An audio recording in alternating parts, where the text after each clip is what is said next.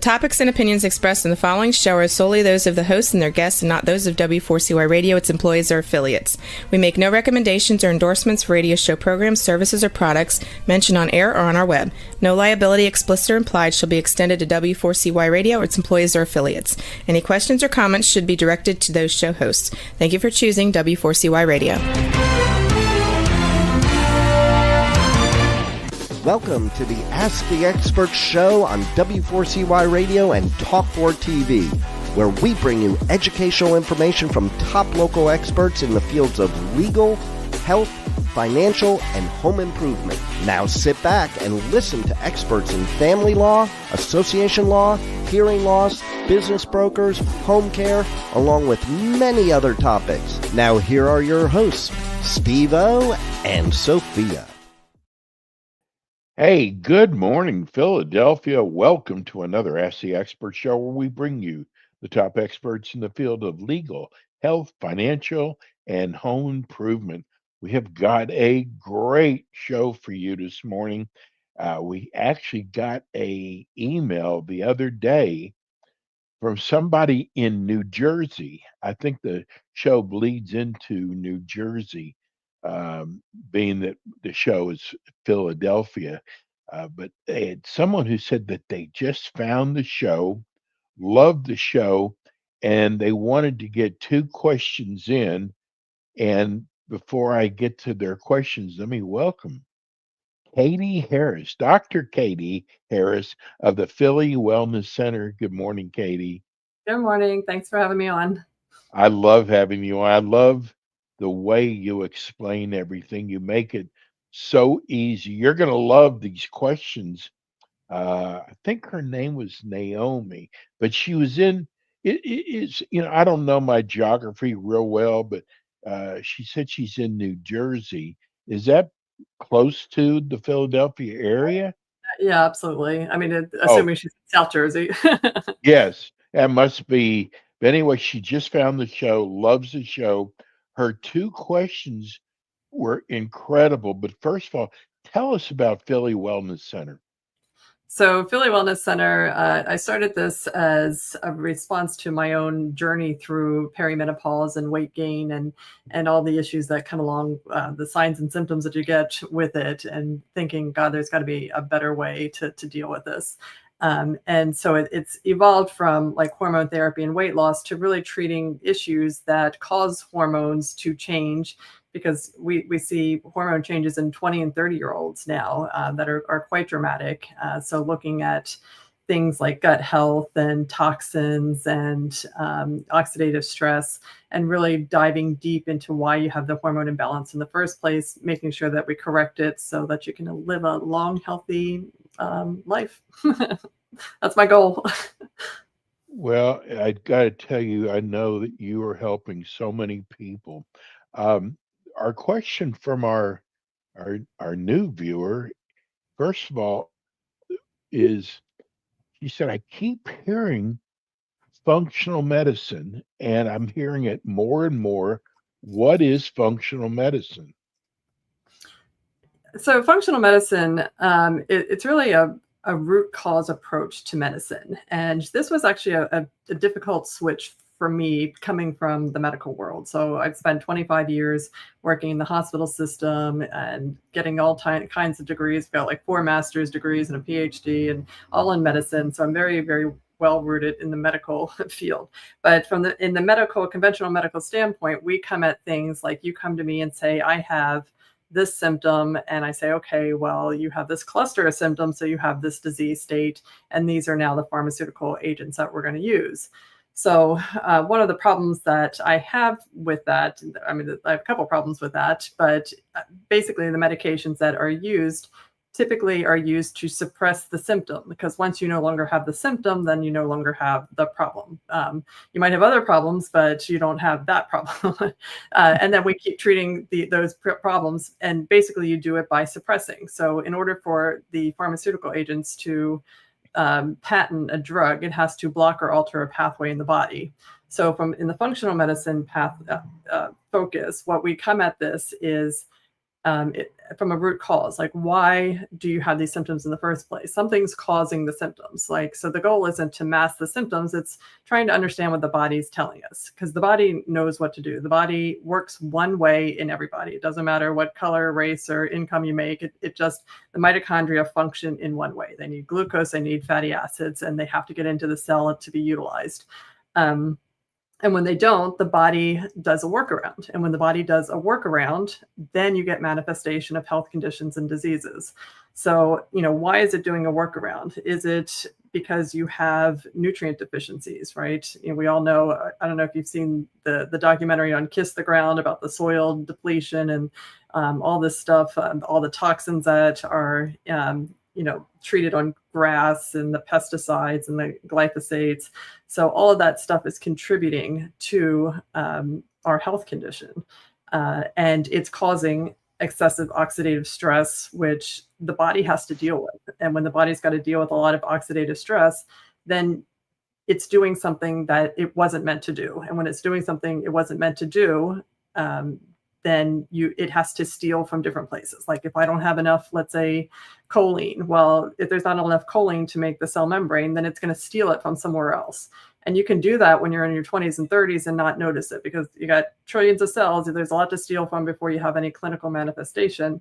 But you get to a point, especially in your 40s and 50s, where you start to go into menopause or andropause for men, and you lose the hormones, which are your messengers that they signal cells to do things. And now you not only you're stealing from other places that are drying up, but then now you're losing messengers to tell the cells what to do.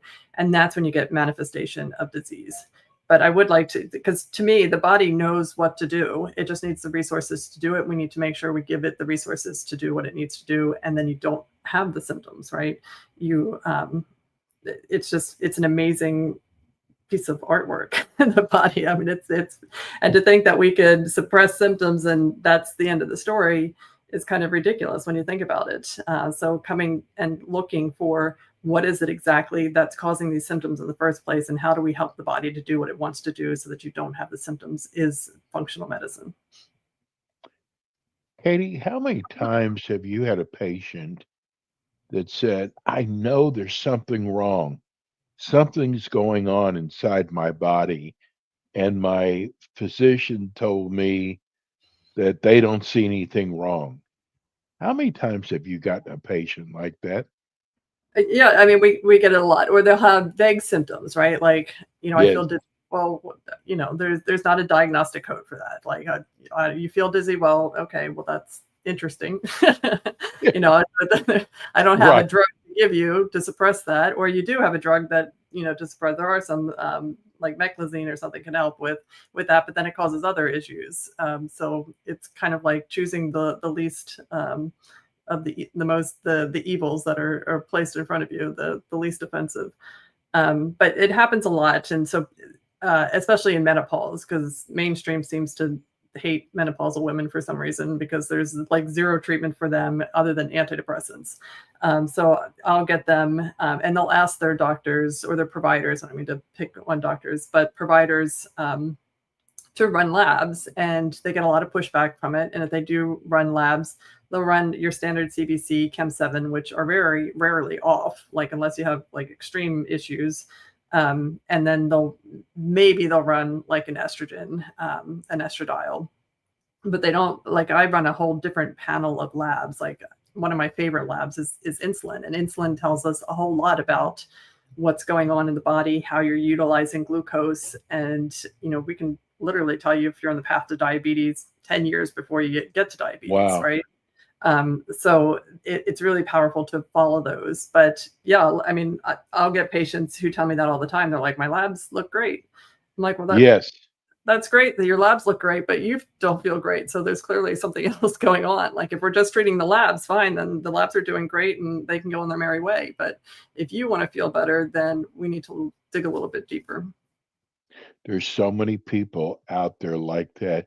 I want to get to the second half of her question, where she said she had gone to your website. And could you explain bioidentical hormone replacement to the Sure. show? Yeah, so bioidentical hormone replacement is, so again, this goes back to the pharmaceutical industry versus compounding pharmacies. So they can't patent hormones. Well, the pharmaceutical industry can't patent a hormone. So in order for them to create hormone therapies that they can sell, they have to alter the hormone so it either alters or blocks a pathway in the body, because that's the only way you can patent a drug. That's the FDA definition of a drug. When they take estrogen, they will turn it, they change the molecule so that it blocks a receptor in the body. So it will have some side effects. And progesterone, when it's synthetic, it's called progestin. And so bioidentical hormone therapy is where they create the exact chemical structure of the human body. So the human body won't be able to tell the difference between bioidentical hormones that I give it versus what it would make on its own. So that's it's helping the body to do what it wants to do, and it needs the hormones to do those things. So it's not blocking or altering a pathway; it's contributing to what the body already wants to do. So someone comes to your office, what are their symptoms? And you would go, we would do really well doing uh, this replacement, this hormonal replacement. What kind of symptoms does someone have? Yeah, so I mean, they come in with a myriad of symptoms, and it depends on their age range. But let's say you're the typical postmenopausal woman. She might come in with your standard hot flashes, like I can't take it anymore. There's got to be something better, or depression. And some of them come in and they don't recognize the symptoms as menopause, like joint pain, because I'll ask them about that. And they're like, oh, yeah, I do have a lot of joint pain. I'm like, well, that's menopause. I mean, it's not the only reason, right? There could be other reasons for sure. But that's a big player in menopause. Urinary incontinence, also another issue that people don't necessarily associate it. The brain fog, because estrogen's a master regulator of the brain. It's got many receptors in the brain, and progesterone as well has many receptors in the brain, is high functioning there, and it works to regulate cortisol indirectly. So, when you lose your progesterone, which is one of the first hormones to leave or get reduced dramatically, women start feeling irritable, or you get that classic bitch menopause woman type scenario, that stereotype. And it's because of that loss of progesterone. When you give it back to them, it's amazing. All of a sudden it's like, the kids don't bother me as much, or, that email didn't set me off the way it was, when I had no progesterone. So it's quite an impressive. You can actually use progesterone cream, which it doesn't absorb very well systemically, but if somebody's like very emotional, you can rub some progesterone cream on them and they just calm down like almost immediately. What's the role that testosterone plays in men's overall health, and why do the levels drop over time? Yeah, I mean, testosterone is amazing for both men and women. The FDA doesn't recognize testosterone as a hormone in women for some reason, even though it's our dominant hormone.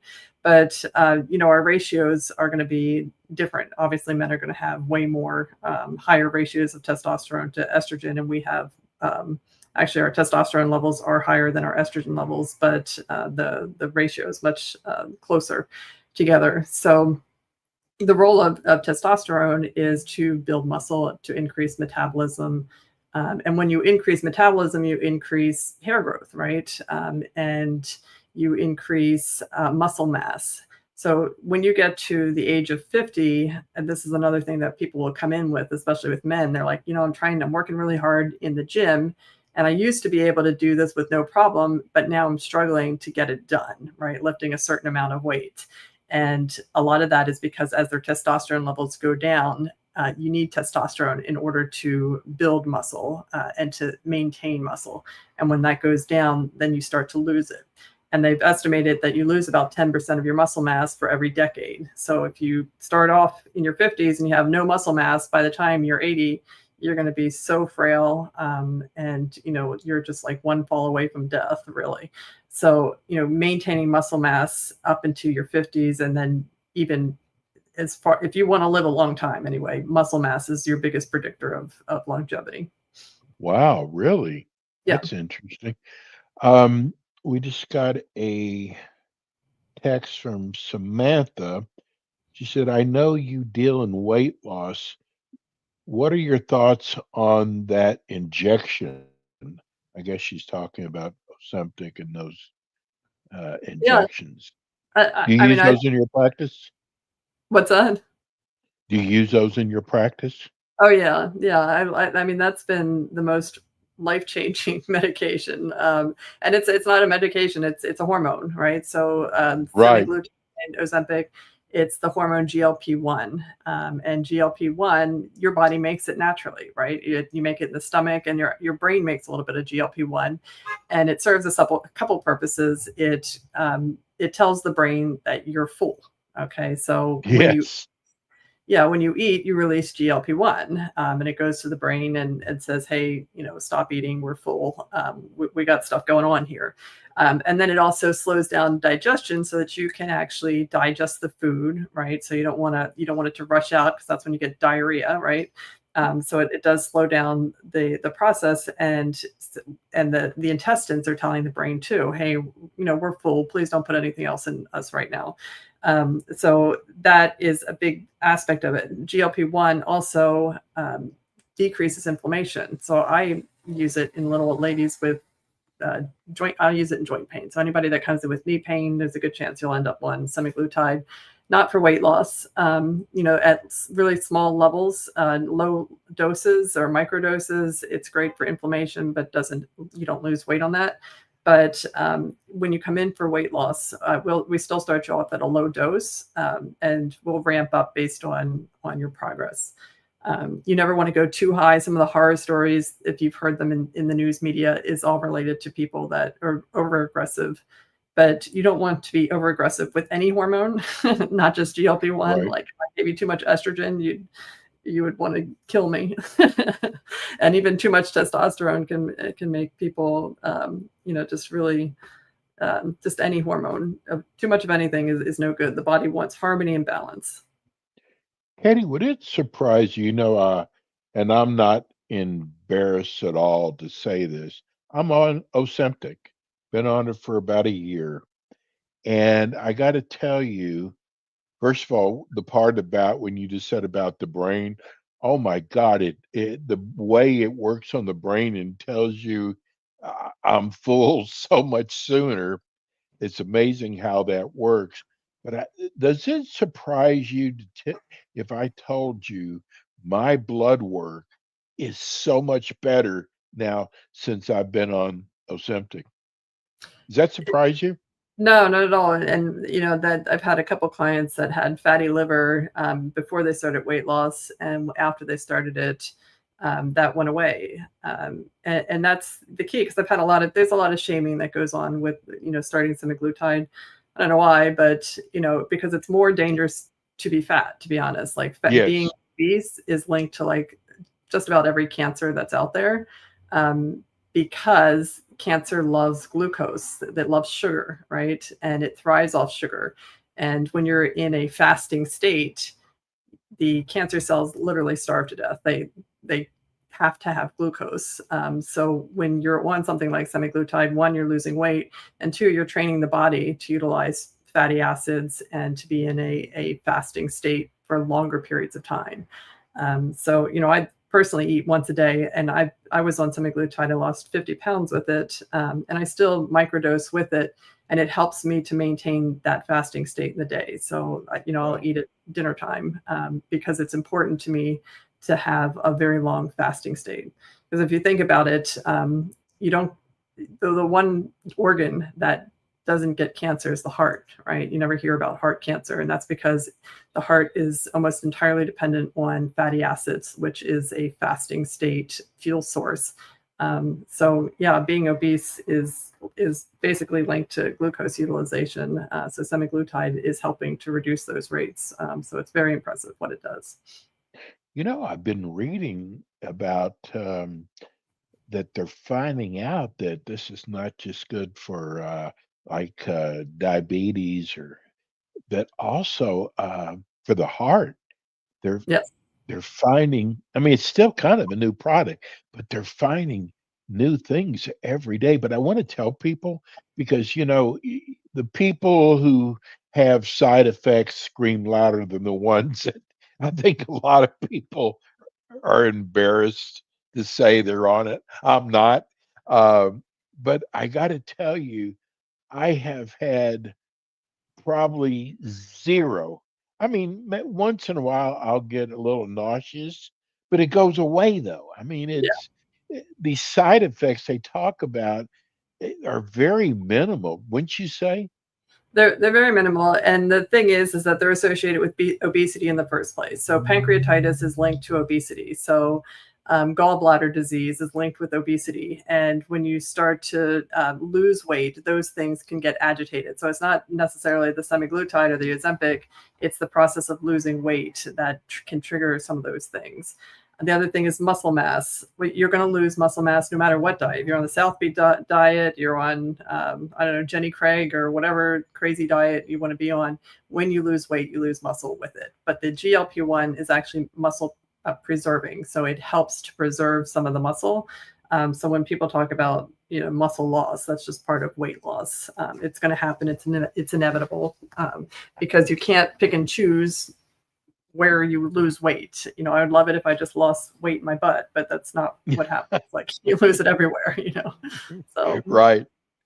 Isn't it amazing though how I got to tell you, I used to, not a large, but I could eat a whole medium pizza.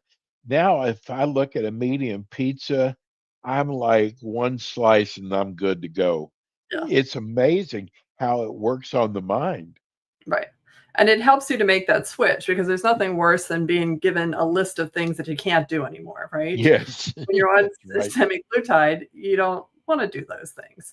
And that was really the hardest part because my sister and I had started at the same time, and she came over one day and I'm like, well, what do you want to do? And it was that moment that I realized how central food was to like everyday living, whether it's drinking alcohol or eating food, because we could not think of one thing to do that didn't involve like going somewhere to eat or drink. And neither one of us wanted to do either of those things. So then you go out in nature and, it's like, all right, well, let's go for a walk then. Cause, Right. it changes everything. And people have to learn, you've got to be patient with this. It's not like you're going to lose 10 pounds in a week. Doesn't You work don't that want to way. lose 10 pounds in a week because otherwise you get like, and I don't know if you've seen anybody that's lost a ton of weight really fat and they get this sagging skin. It's Yes, not yes. a better look. Trust me, it's not a better look. And then it's more expensive because now you got to come. Well, at Philly Wellness Center, we'll do body contouring, we do tacking. We can do some liquid lipo and stuff. But if you don't have let the skin be more elastic, 1 to 2 pounds a week. That's it. Like you don't want to lose 10 pounds every month really quickly. And yeah, losing 4 pounds when you're 50 pounds overweight is really discouraging. But just give it some time because otherwise you might It'll even end up work. in It works. You know surgery what, with. Katie? I got to get this in before we go because someone asked me about it. A friend of mine is doing the pellet. He's in California, and he said it's the greatest thing. His energy level has gone up. He feels like a young person. Tell people about the pellet. Yeah, it's amazing. So pellets. So we use estrogen and testosterone for pellets. Obviously, for men, just testosterone, but women we use estrogen and testosterone. Yeah, and we put it under the skin. The capillaries wrap around it, and the body uses what it needs when it needs it. So it's based off of cardiac output. So if you run a marathon every week, you'll use all that testosterone and estrogen pretty fast, so like within 3 months. Otherwise, it can last up to 4 months. But the pellets that's the bioidentical hormone therapy. So it's your hormones that are compounded the way the body is structured, and so it's a resource. It's a pool of hormones that are there that serve as messengers. They signal cells to do things that they're supposed to do. And oh my gosh, there's so many things that hormones do. It's this could be a 5-hour TV show talking about that, but it does increase energy. The testosterone is definitely going to increase your muscle ability. It's going to increase hair growth, energy, even little things that you don't think. It lifts mood, so it'll lift depression, apathy. It'll give you motivation to do things. So like things that you kind of dismiss or poo-poo, it's life altering. Like it's literally life changing when all of a sudden you're no longer apathetic and you're motivated to do things. Like Amazing, something so small that can yeah, do that, right? That's exactly. amazing. Katie, tell people how they can reach your office. So we're at phillywellnesscenter.com, and you can call or text us at 215-709-9710. Katie's with us every month. And if you've missed part of the show, you can go to iHeart or Spotify under Ask the Experts Philadelphia Functional Medicine, and you can find all of Katie's shows. I apologize. We got 2 questions in towards the end. I'll be sure to ask those to you next time. Katie, thank you so much. Thank you. And that's Katie Harris, Harris Wellness Center. We're going to go to a quick break. We'll be right back with more Ask the Experts. Thanks for tuning in today to the Ask the Expert show on W4CY Radio and Talk4 TV. Tune in next week and every week to hear more from our experts on personal injury, insurance, air condition repairs, estate planning, Medicare, and many other topics in the areas of legal, health, financial, and home improvement. See you next week.